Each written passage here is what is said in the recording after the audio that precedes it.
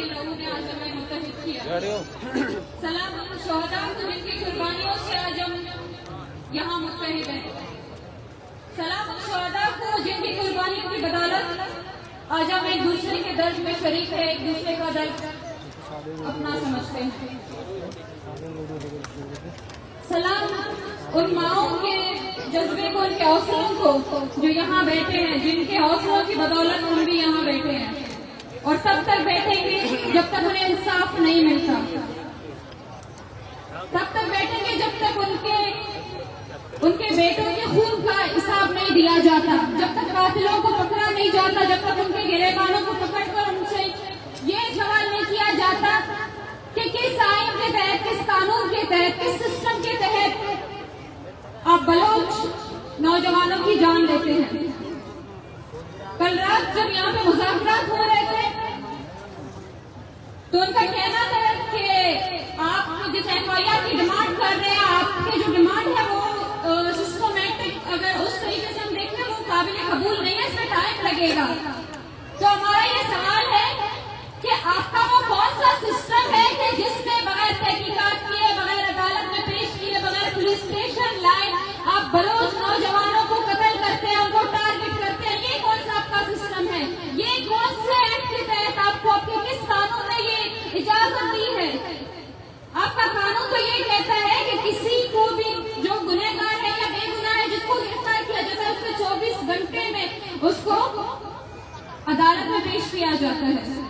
लेकिन अब आपका कानून बलोच के लिए बदल चुका है। उसको 24 घंटे के अंदर क्या एक ही घंटे में पकड़ के उसको टारगेट किया जाता है, उसको कत्ल किया जाता है। कौन सा कानून है ये आपका? आपका एक FIR इतने हफ्ते लगाता है, लेकिन बलोच का खून इतना सस्ता हो चुका है कि आपको एक बार सोचना नहीं पड़ता और उसके सीने को आप गोलियों से छलनी कर देते हैं। एक कागज का टुकड़ा आपका घंटों मांगता है, हफ्ते मांगता है, महीनों मांगता है, लेकिन वहां पे बलोच का खून जब आप वहां से आपको एक मिनट नहीं लगता। आप एक बार नहीं सोचते, आप ये भी नहीं सोचते कि मुझे इसका हिसाब लिया जाएगा आया नहीं लिया जाएगा। बेशक आपसे हिसाब लेने वाला कोई नहीं है। आपका सिस्टम, आपकी अदालतें, आपका कानून बेशक आपसे हिसाब नहीं मांगते, लेकिन ये माएं अब आपसे जवाब मांगेंगी। ये जब तक यहाँ बैठी है, तब तक जहाँ बैठी है, जब तक आप हिसाब नहीं देते, आप अपने वो इल्जामात साबित नहीं कर देते, क्योंकि अब हमें आप पे ना भरोसा है, ना आपकी अदालतों पे, ना आपके कानून पे, ना आप पे।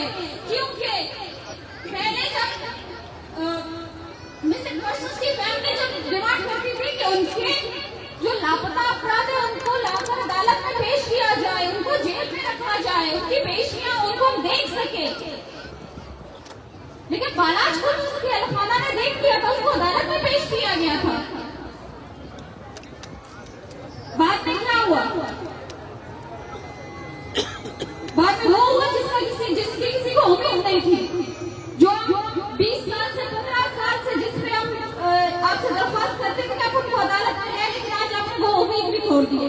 आप कह रहे हैं कि हम एक लाश पे सियासत कर रहे हैं, हम एक लाश पे सियासत कर रहे हैं, एक लाश के पीछे बैठे हैं, तो इस लाश के पीछे जो कहानी है वो भी आपको पता होगी।